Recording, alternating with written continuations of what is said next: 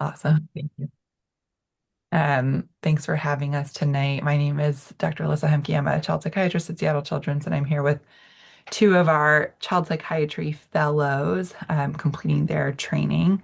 Um, and we're grateful for this partnership that we have with Tiny Tots, where the fellows can come and spend some time with your kids to help learn about development. And then, as offering back to all of you, they do these presentations about kind of early childhood mental health adjacent topics. So I'll let Dr. Keller and Dr. Osagueda take it away. All right, today we're going to talk a little bit about the next 45 minutes or so is our plan on different tips to help young people sleep and stay asleep. So first we want to just talk about the nature of sleep in general. Different animals sleep different amounts. You can see this koala bear over here sleeps 18 to 22 hours a day. A house cat sleeps between 12 and 16. And we're going to talk a little bit more about how long humans at different developmental ages need to sleep. And one of the things we wanted to highlight is that sleep is the amount of sleep that someone needs and the times that they sleep is a range.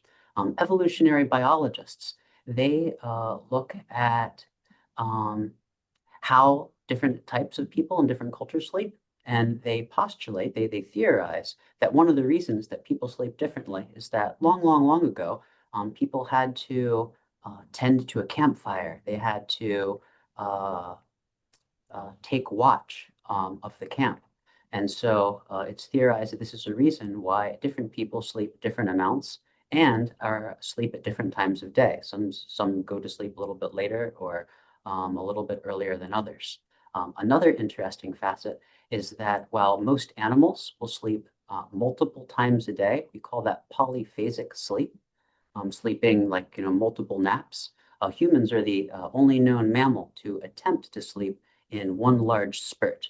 And this is likely largely a reason due to industrialization and the technology that surrounds us. And even just as short as maybe 100 years ago, the standard in the English-speaking world, which is we can see even in literature, like looking in Shakespeare, was to sleep generally 2 times a day. And people talked about having a first sleep and a second sleep. So we really need to think about sleep as and individualizing it to the person. But one of the things we wanted to open up with, knowing that the kinds of sleep challenges that different families are going to have is going to be very different, was we were hoping that maybe some people from the peanut gallery could chime in with some of the challenges that your families face regarding sleep.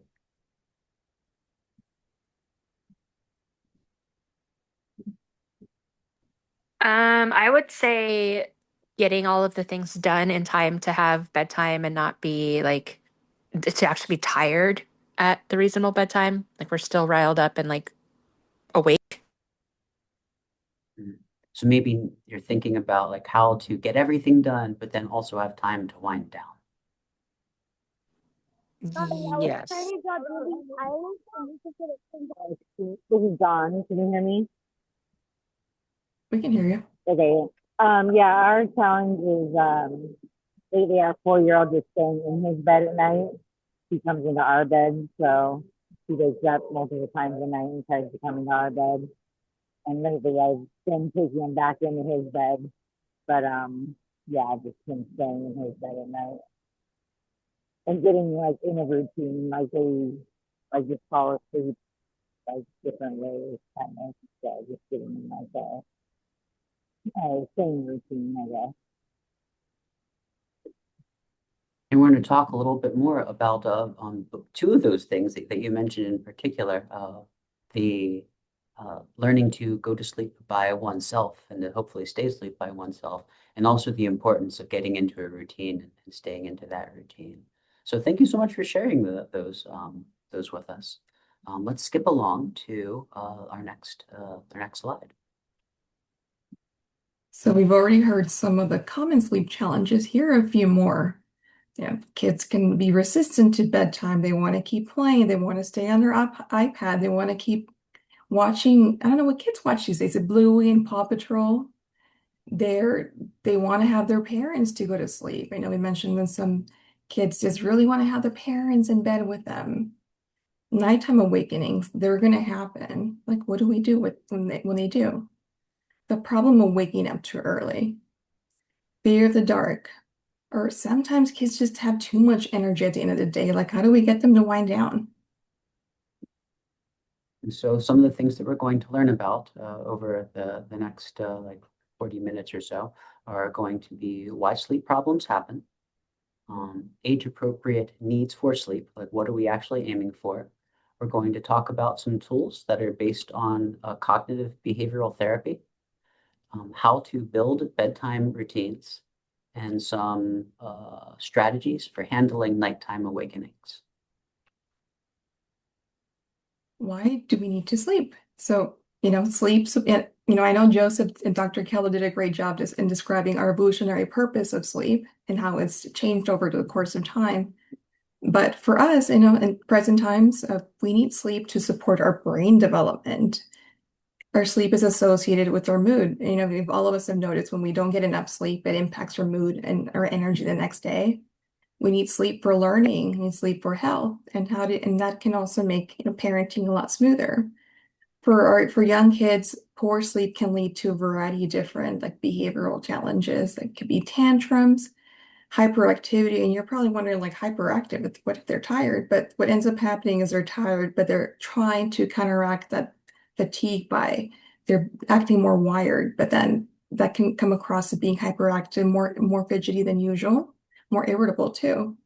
It can also manifest as anxiety or like frequent nighttime wakings. Go And to the so next while we one. mentioned a moment ago that everyone sleeps in various ranges and everyone is different, there are some numbers that we're trying to shoot for. And so those numbers for infants are between 12 and 16 hours. As Dr. Osugueda oftentimes points out, that is, you can make that comparable with a house cat. And we also looked up large cats. Lions, on the other hand, can sleep as much as 21 hours. So that's an important thing to note. Toddlers will generally, we recommend sleeping 11 to 14 hours, whereas preschoolers 10 to 13. So as they're getting older, those requirements start to get a little bit closer to what we are looking for in an adult human. And earlier, Dr. Keller mentioned in CBT, cognitive behavioral therapy, like, well, what is it? In CBT, the therapy focuses on changing behaviors, thoughts, and environment. Looking at this triangle on the right side, when we think of thoughts in this model, we think of like, what is your child expecting about sleep? Are they needing a parent to fall asleep, for example? And how does that influence behaviors? Like, what does your kid do at bedtime? Are they calling out because they need their parent there? Do they need to have their parent tuck them in and, sing a song or wait until they fall asleep and then parents can leave? And when we think about feelings in our body, like, are they restless? Are they tired? Do they have just a difficulty settling down? And applying the CBT and like for young kids, like when we're thinking of ages like 3 to 5, at least for our presentation, we want to think about predictable routines. We want to teach about self-soothing, and that can look different from child to child. And providing, supporting and gentle independence, and for parents to provide like, coaching, consistent coaching. Can move on to the next one. Right. So now, based on the CBT model, this cognitive behavioral therapy model, it's based on the fact that the reason that sleep problems continue, but the reason they persist, is because of several reasons. One is that we don't have a regular schedule. Another is that we may have reinforcements that are reinforcing not sleeping or reinforcing behavior that isn't helpful towards sleep. Another is that we have big emotions that make it difficult to become prepared to go to sleep or to wind down, like we mentioned later in the day. And perhaps counterintuitively, another reason that sleep problems continue is due to exhaustion. And that could be in part on the child themselves, but also on the family, where increased exhaustion leads to friction and more confrontation around bedtime. And so the way this model works to improve sleep is to build on predictability, making small uh, but gradual changes, teaching skills, and working on maintaining consistency. Yep. And speaking of being consistent, like the importance of having a regular schedule, maintaining the same bedtime and wake time. So within 30 minutes, if you have a child who goes to bed at 8, aim for 8 to 8:30 consistently. This also includes in the weekends, especially as you're trying to train or get your child used to sleeping independently. And we have an internal biological clock, and it likes to be regular, loves to be consistent. Go to the next one. And so part of having a consistency is also having a very stable routine. It's generally recommended that we have a routine for children that lasts about 20 to 30 minutes, and that there is a sequence um, with each step in the sequence serving as a kind of cue to help prepare the child both mentally as well as physically to go to sleep. And so the example here is that you get cleaned up and maybe taking some of these more active aspects and putting them first, getting cleaned up, getting switched into pajamas, feeling comfortable, relaxing a little bit with a book, maybe a lullaby, and then going to sleep. And using this sequence, each part of the sequence can serve as a reminder to help the child take that next step and slowly, gradually get ready to go to bed.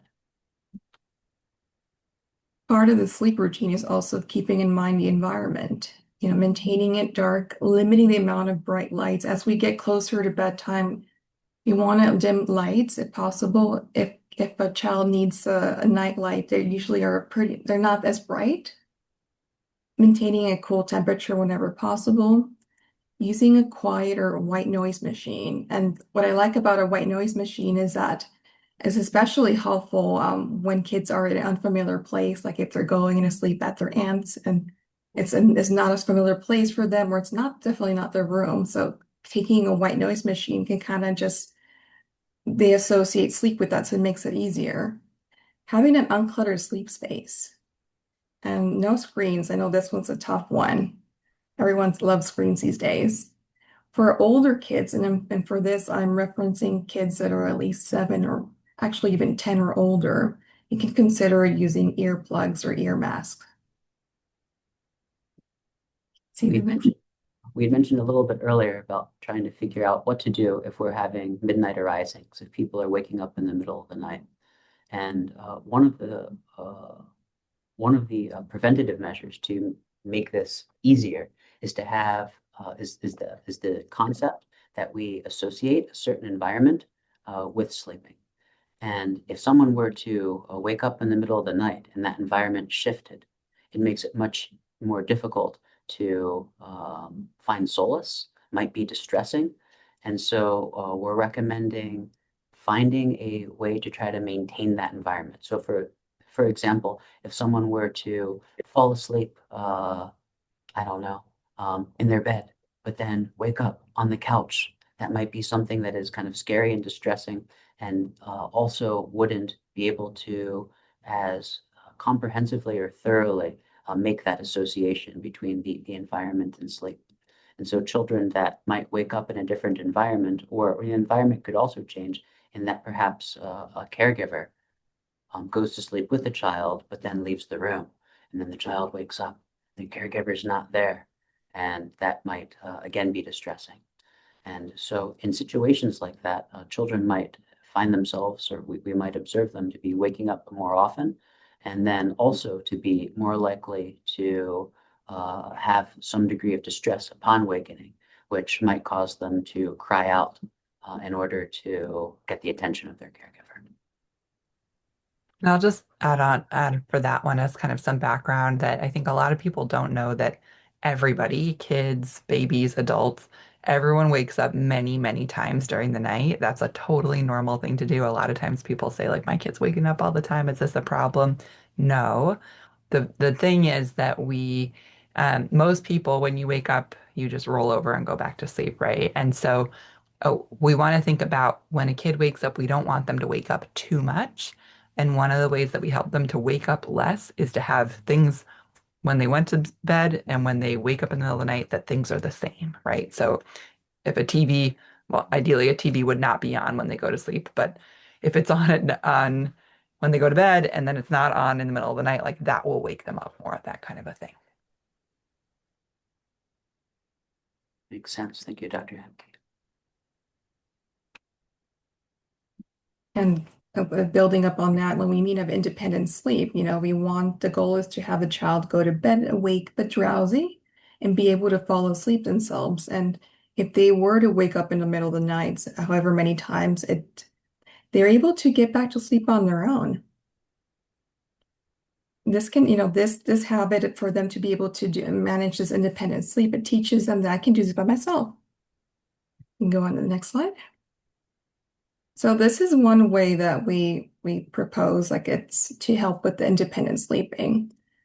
In this example, we have a parent who needs to be present when the child falls asleep, and you can change this. For some of you, it'll start off with the parent being in bed with the child.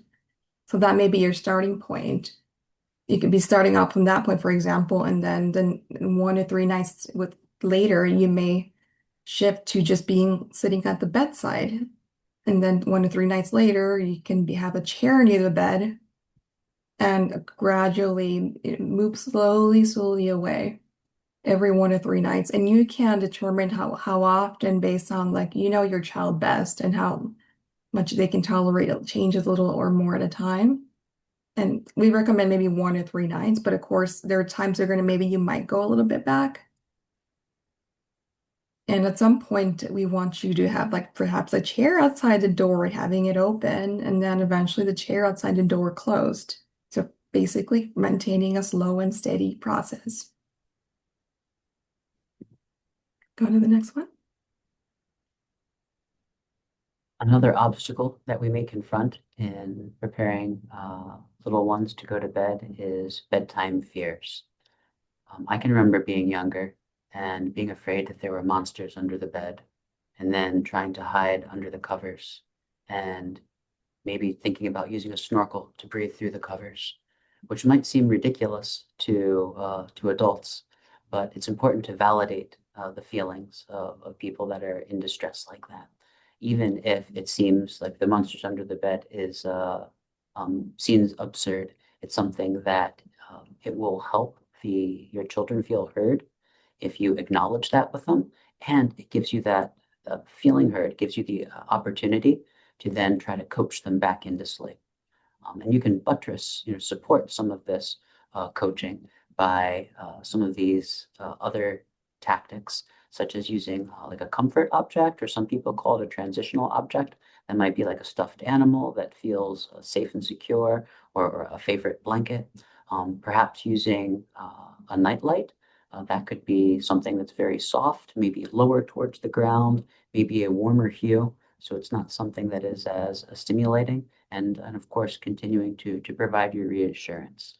Also, something that would be helpful would be for children that are a little bit older. We're advising maybe over 2 years old to try to practice self-soothing during the day.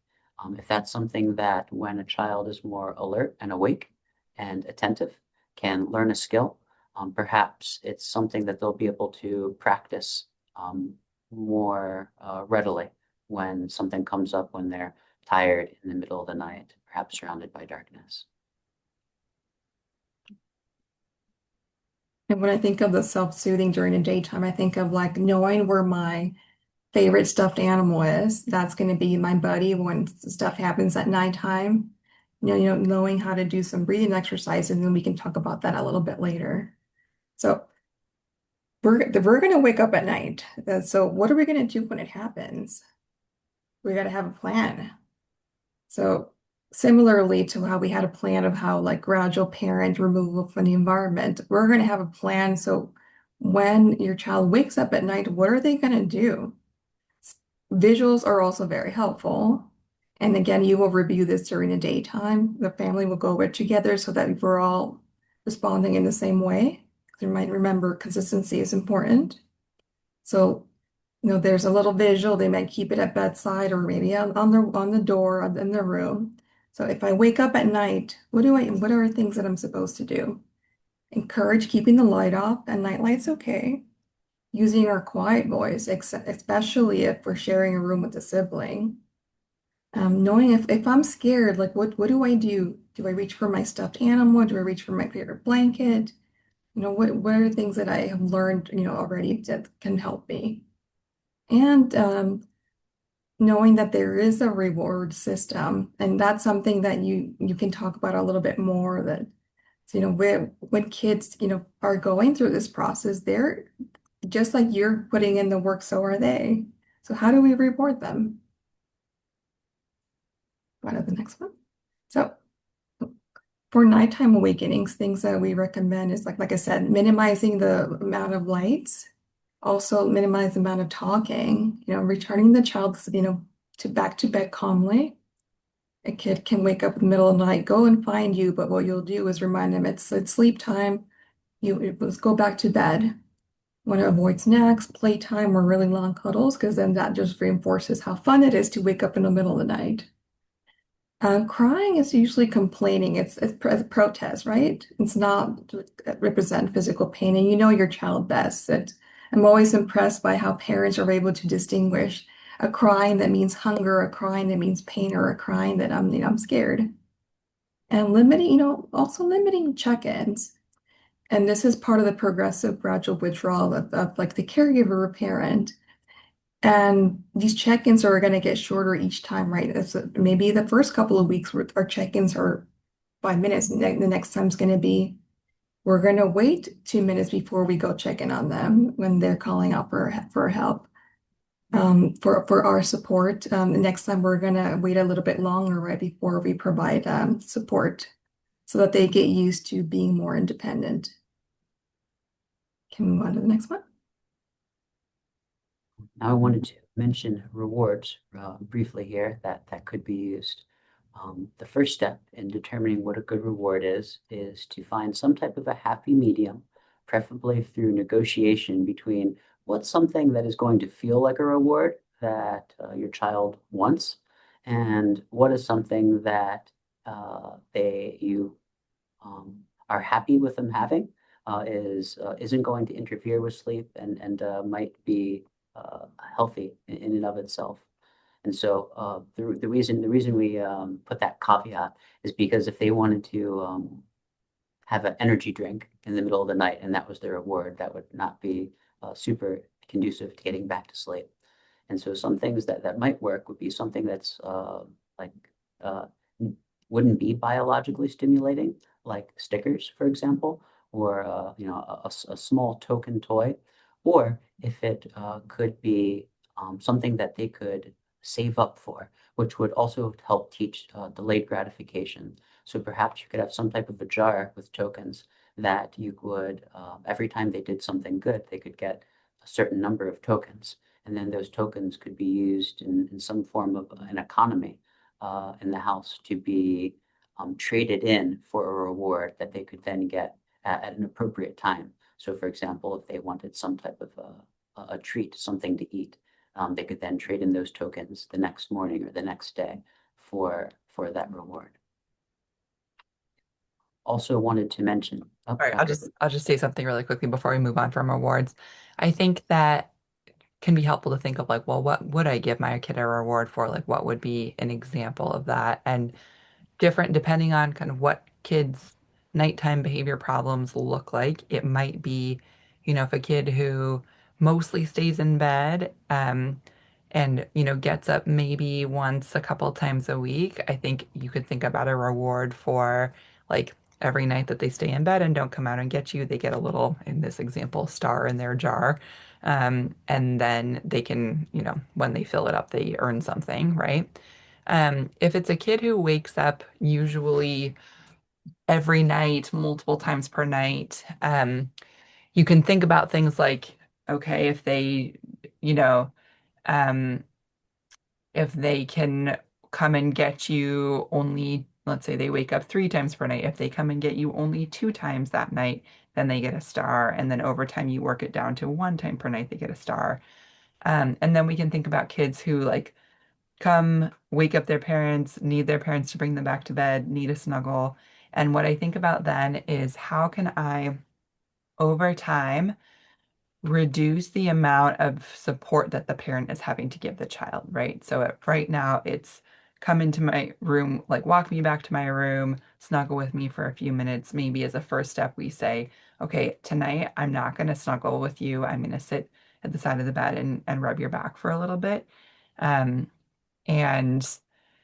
sometimes it's tricky because if you want to give kids an opportunity to grow, but I think I might say something like, and if you don't, if you, I could say to you, do you want me to rub your back or do you want to get a star in your jar tomorrow?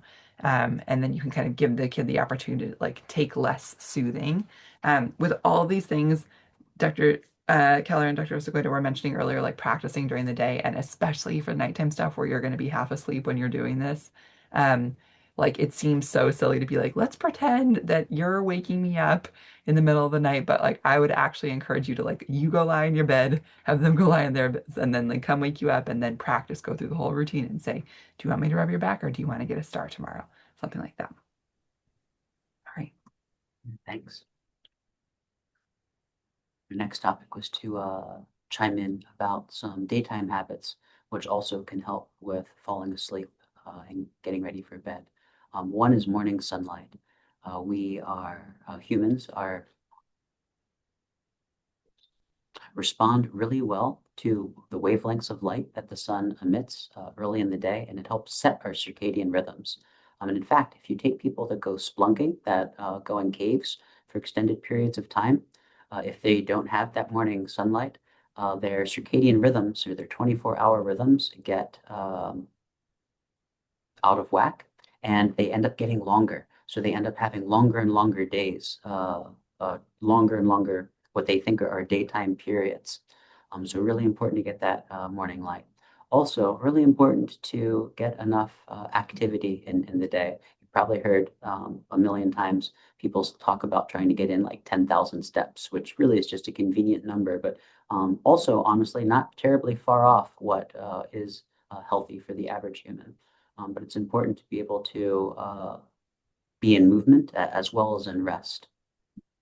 In the yoga community, they say that the body loves movement and the mind loves rest. And we need to be able to have both. And building on our consistency and motto, having regular meals is important as well.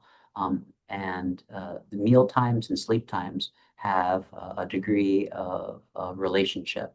Even when people are jet lagged, their meals and sleep seem to have a similar shift in 24-hour period. And also staying away from screens prior to bed, in part because the stimulating content of the screens, but also because of the blue light, which then also influences um, how our brain works. Our eyes are actually a part of our brain just exposed to the world, and so very sensitive to these types of exposures. And more about what happens during the daytime. Depending on age, there are going to be like a needs for naps, and that's also going to vary across developmental ages. Sorry, I'm repeating myself. For example, for age 2, naps can occur about once a day. The duration we think about is an hour and a half to 2.5 hours. There, we think of them as necessary. They help to prevent being overtired. For a kiddo who's 3 years old, nap could be anywhere from 1 to 2 hours. About one nap a day. It could also just be exchanged for every now and then as a quiet time. For a kid that's 4 years old, like can go anywhere up to 1.5 hours. This can be optional or occasionally take a nap. We keep our naps short and earlier in the day, preferably, before 3 p.m. And starting age 5, we don't encourage regular naps. It could really disrupt your nighttime sleep. Instead, we do encourage having some quiet time to kind of like relax and move on to your next activity that day. Go on to the next one. We just wanted to remind everyone at this point in time in the talk that progress is not linear, and it may seem like you're making progress with less frequent arisings, or maybe going to sleep without as much protest.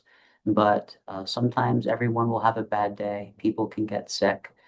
People might slip, and things might get worse for a little while. And so, despite those setbacks, it's important to stay optimistic and realize that over the long term, all of these are little gains, and they're slowly building towards improved sleep habits. Another thing we wanted to talk about was some skills training or a skill at least, in how to manage anxiety, as well as having too much energy and perhaps distress in the middle of the night. And so there's a few breathing techniques that I'd like to practice with you. You don't necessarily have to turn on camera or anything, but to totally give this a try at home. The first technique that I'd like to teach is something that we call the Ujjayi breath, or the victorious breath. And if you can ever remember a time when it was winter and you wanted to like fog up a mirror, and you breathe onto it and you're kind of like exhaling that, and you breathe out and you can fog that mirror up, that's the kind of breath that we're looking for. And you can breathe that with your out your mouth, but you can also do the same thing through your nose by kind of clamping down. And when we breathe out using this resistance, this ujjayi breath, it really taps into our parasympathetic nervous system. And this is something that can do a lot to enhance a breathing technique. And so I would like to couple a few of these. So that's technique number one. Another thing to keep in mind with breathing techniques is also to tap into the parasympathetic. We're trying to breathe out for a longer time than we're breathing in. And the ratios from that really are something that everyone kind of has to work with themselves to find what their lung capacity is. But emphasizing to try to breathe out for a longer period of time than in, not just when we're practicing the technique, but even in something throughout your day. Studies have shown that when we intentionally try to keep our exhalations longer during the day when we're awake, we naturally will have prolonged exhalations when we're asleep. And in the long term, in trying to enhance sleep, uh, putting our bodies and our minds in a place that are going to be relaxed, even when we don't have complete control over them because we're asleep or dreaming, is really useful. So that's those two things. And the third technique that I'd like to bring up is called it's a double inhalation. And so I'll demonstrate in a second. But the idea is that you fill your lungs up entirely, and then you take another extra sip up, a little bit of hyper ventilation or hyper inhalation.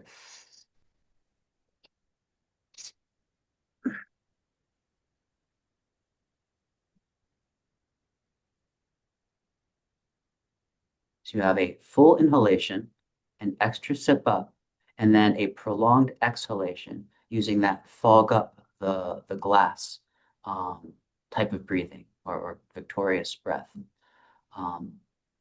And in trying to fall asleep, the only I know this is getting a lot, but the other thing that I would add is, I'm sure we've heard a lot about counting sheep, and when we were younger. And it doesn't really matter so much about what you count. It could just simply be numbers. And in fact, many people will suggest counting your breaths, because your breath, interestingly, is a characteristic that is both part of our autonomic nervous system as well as under our conscious control. And by putting both of these things together, it helps regulate us. And the other added benefit to counting is that it gives our mind something to perch upon. If we're focused on counting our breaths, We won't be thinking about, the homework assignment that is due tomorrow, or what snack we're going to have, or who we're going to see in preschool the next day. And so, although all of that might be a little advanced for someone that's like 1 or 2 years old, these are skills that very young people. I used to teach people that were 3 and 4 these skills, and are things that people can pick up. So just to review those techniques real quick. One, we have that fog up the glass breath, and we can also do that through our nose. To remember to try to keep our exhalations longer than our inhalations, so breathing out really long.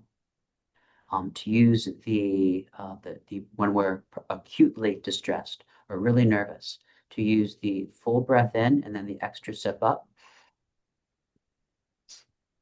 And then to try to pair our breathing with some type of a conscious count. Some people will count out to 10 or count out till 8 to what they can get to.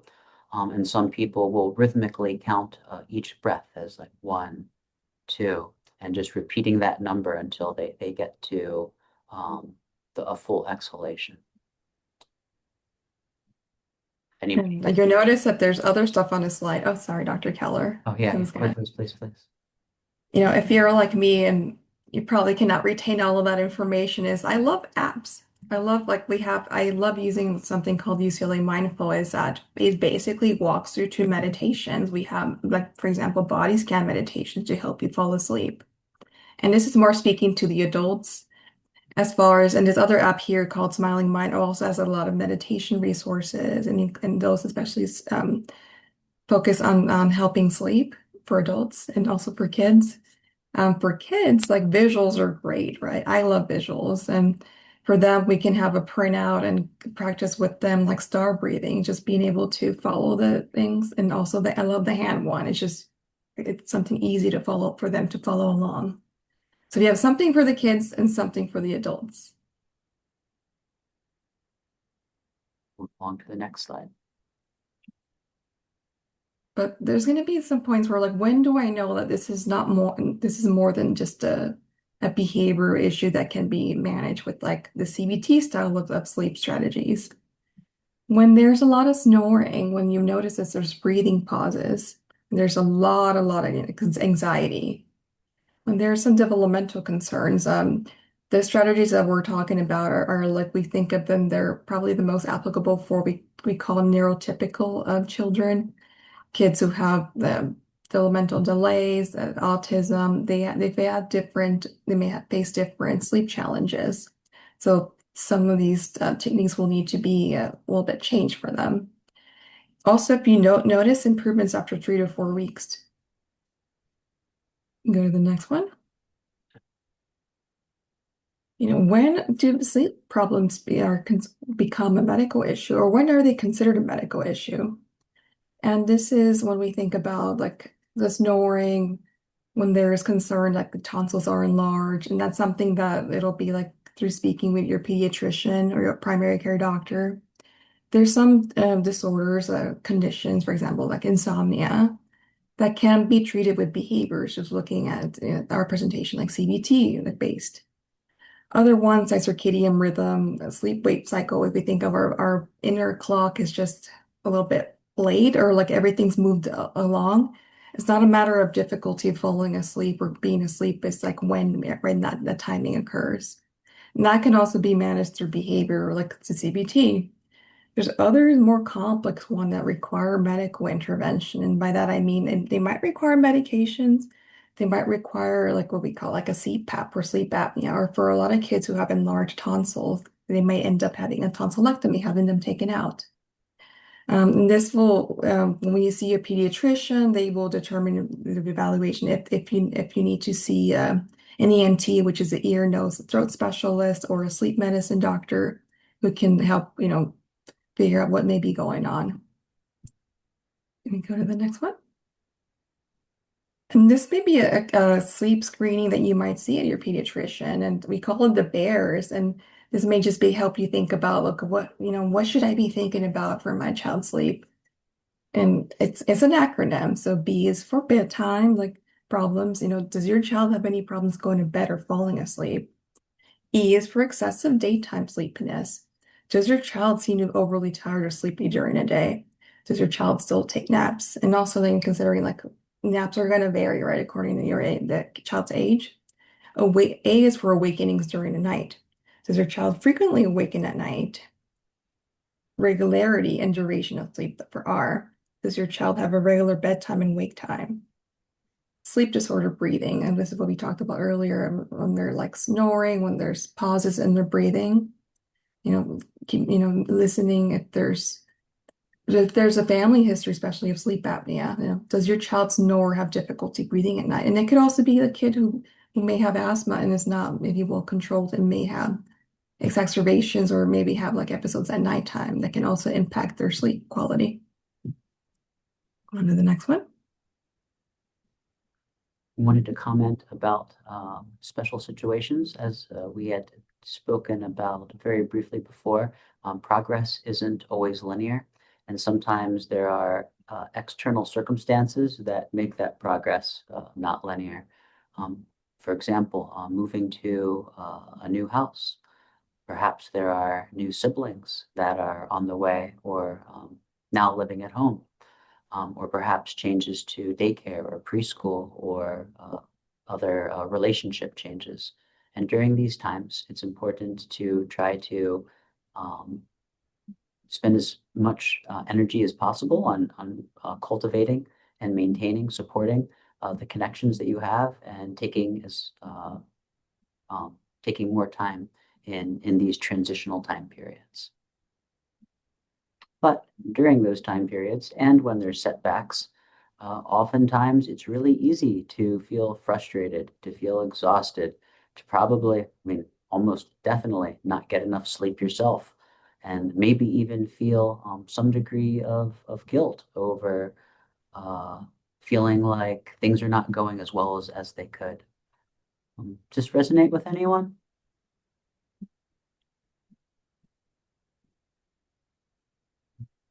And maybe not. No need to chime in. But some things that can make things more hard, maybe we call them mistakes, but these things happen to everyone, um, is that perhaps we try to make too many changes too fast. Like we mentioned earlier, it's important to make little tiny baby step uh, amounts of change, and to do so very gradually. Also, when it's nighttime, we might feel the impetus or the need to try to make a change right then and there, and to explain the rationale for that change. But that might make things a lot more difficult in the moment to fall asleep. So perhaps it's easier to try to do that planning during the day, the strategizing during the daytime, and try to keep things to a minimum at nighttime. And the final and maybe even the most prevalent or the easiest thing to do that might derail our progress is when we're really tired, to end up changing our strategy, changing our plans, and being inconsistent just for the sake of the moment.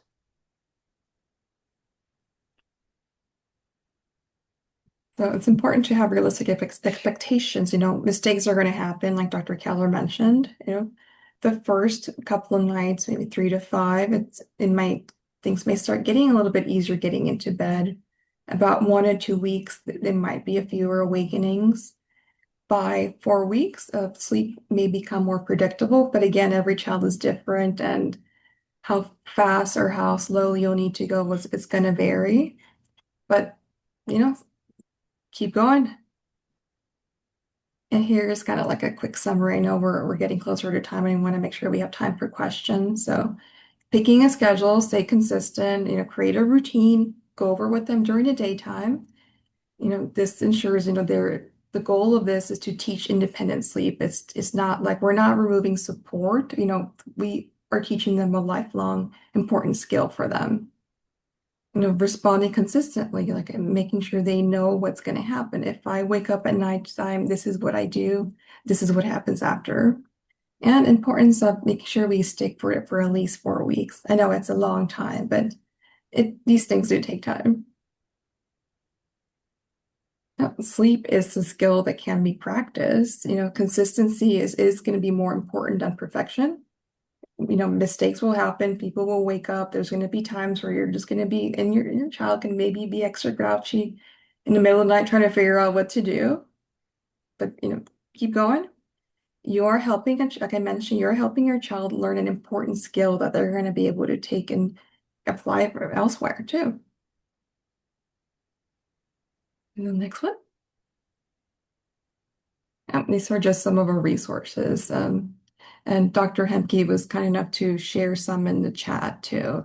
But these more look at American Academy of Child and Adolescent Psychiatry. I also looked at some pediatric papers. I don't think you guys would be interested in reading those long, boring papers, but this is kind of where we looked at for our information. And do we have any questions? I think you guys kind of answered it, but in case I missed it, there like one of the strategies that you showed in terms of like in increments work on like 1 to 2 nights of like moving further away or whatnot. And my thought was, does the kid know that we're doing that? Like, okay, we're strategizing. Now I'm going to be out here tonight. And it sounded like the answer is yeah. Like they're part of that like that work as well. Okay. Yes, yes. For them to have that expectation that this is happening, and like so, it's not like something that you're surprising them with. Okay. And it's like something you would review also during the daytime. Like for sometimes we have to remind kids. I had parents who were like, you have to remind this week it's going to be dad who's going to be the one who's going to be responding. And they made, the visuals, that's where they come into, come in handy. We don't always remember. Okay. And then how can you tell like so like we did it where we're like, okay, I'm gonna close the door now. And he's like screaming. And I hear him like vomiting. Like not actually vomiting, but like just and then I open the door and so now he knows to do that. So like the not the manipulate, I don't like using that word for it, but like or inevitably we've now done potty training, which is what I think has shifted things of like, oh, but now I need to go to the bathroom. And so now you got to get up and pee and all that. Do you have strategies for like those kinds of distractions where like I really don't want to say no, you can't get out of your bed to go pee, but I also am pretty sure you don't really need to. The part about you feel like you have to open a door because your child is screaming and to the point where like they might be throwing up, and that's kind of scary for you to experience too. You're like, I don't want to ignore that. But you would start off kind of like as every night, like delaying the time, so you're not going to respond right away. You might going to wait like 2 minutes this time and, wait a little bit longer. I think it teaches them that they can manage on their own. But I'm also really interested in what Dr. Hemke may have to say if there's anything differently from myself. Yeah, I think that that is a great strategy. I like that idea of every night. And again, these are not secrets that you're keeping from your kid. You can definitely tell them. Um, but and like the vomiting one is rough because there are kids who actually do, right? Like either they get so anxious that they throw up or they cry so much that they throw up. So it really can happen. And I think yeah, that's a situation where, you think people talk about like sleep training where you just like kind of cold turkey decide like I'm going to let my kid cry it out. If you have a kid who cries and then throws up, I probably wouldn't do that just because it's going to get messy and be really unpleasant for everybody. So I think this what Dr. Segundo was talking about of like tonight I'm going to close your door and maybe you stand outside for like 10 seconds, right? Like it could be super short to begin with. I think that that's also one where if a kid, if they cry a lot when you leave the room, doing that kind of like the beginning of the night slow fade out of their room over the course of like 2 weeks, it gives them a way to like slowly get used to that over time. Another thing that's really helpful to think of is that the beginning of the night is always going to be the easiest time to fall asleep because basically the longer that you stay awake during the day, we call it sleep pressure. Basically, like your body and your brain are more tired. So if you think of a kid who's waking up at the beginning or falling asleep for the first time at the beginning of the night versus like woke up in the middle of the night and having a hard time going back to sleep, it's a different situation. And so a lot of times what we'll encourage families to do is like work on your system at the beginning of the night and like you do your kind of parent fades out of the room as they're falling asleep. If they wake up and cry in the middle of the night, maybe for the beginning until you got the beginning of the night down solid, like don't even worry about the middle of the night. Just do what you used to do. Know that you're still making progress. And you can, again, say to your kid, it's easiest for you to fall asleep at the beginning of the night. So that's what we're going to work on. And we're going to work on the middle of the nights, but we won't do that right now. Right. Um, but yeah, getting your beginning of the night solid and then slowly working on uh wake ups during the middle of the night. Does that make sense or sound feasible?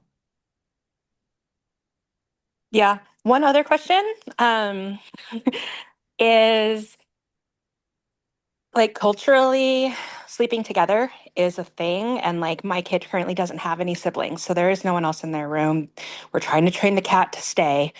But like I figure that this kid is not going to be a second grader and still sleeping in my room every night. Or, like at some point they sort of grow out of it. But I also don't want to like deprive of togetherness that like they would have if we weren't living in Seattle necessarily, right? So do you like in terms of these strategies, like they feel like things that it's like, okay, we've set this, we want the child to have enough sleep, right? Like number one, we want to get that their needs are being met in that way. And then it seems like setting up strategies that like work so that they can get that sleep. But would you apply any of this differently if we are wanting to like not exclude from the room? Um, yeah, That's that's a the really good question. question. Yeah. Dr. Keller or Dr. Osagota, you want to take that or you want me to? We'll let you handle this one. I'm thinking of like the times where I've had parents where like we want a child to sleep in their own room. So that would be a different process. But Yeah. Yeah, I think that there are no right or wrong answers in sleep or in parenting in general, right? It's all about, and even if you think about like what we have been talking about here is a pretty kind of United States centric view of things, and there's lots of places around the world where people co-sleep until like late childhood or even later. And it's like, it's all about, is everyone in the family getting enough sleep? And if so, that's fine, right? Um, I think the only things that would be interesting to think about, and again, this is like all a question of like values and what's important. Um, Sometimes we see kids where they are having a harder time doing like things um, that they might want to do because they are most comfortable sleeping in their parents' bed. Like the examples that come to mind are like sleepovers or as they get older, going away to summer camp. And so, I think that I we do see some kids who continue to sleep in their parents' room, into the teen years and then sometimes have a harder time with that. So it's not like 100% that they're just going to phase it out. I think a lot of it depends on like how it's feeling to the family, right? Like if this feels like this is the special time that we get to have together and we love getting to snuggle at bedtime and if for whatever reason anybody didn't want to do this anymore, we would work on changing it, then that's fine, right? I think just great to like be thinking about those things and like is anyone at any point not liking this anymore? And then you reassess. Yeah. That makes sense. Thanks, guys. Hmm. Any last questions? These have been really good.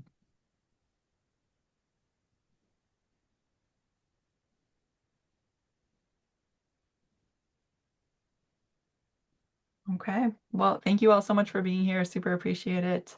And yeah, thanks again for your attention. thank you. Take care. Good night. Thank you.